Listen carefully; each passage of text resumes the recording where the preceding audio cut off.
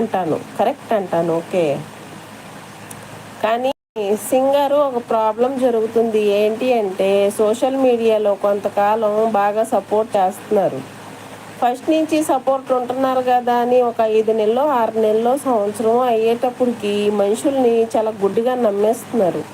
Insta ఐడీలు change చేసుకుంటున్నారు. కొద్ది రోజులు ఇన్స్టాలో కాల్ మాట్లాడుకుంటున్నారు. తర్వాత వాట్సాప్ నంబర్సు, పర్సనల్ నంబర్సు ఇచ్చేసుకుంటున్నారు.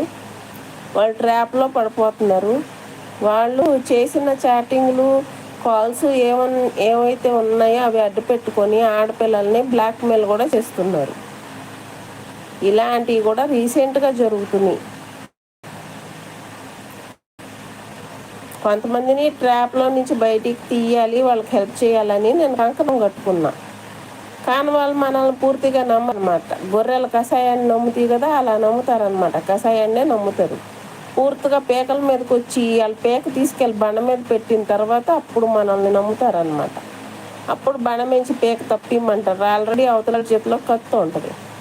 కత్తి ఉందమ్మ తల్లి అవతల చేతిలో, కదిలాడబాకండే మెడ కోసుకుంటుంది అని చెప్తే వీళ్ళు కదులుతూనే ఉంటారు. వాళ్ళకి టెన్షనే, మనకి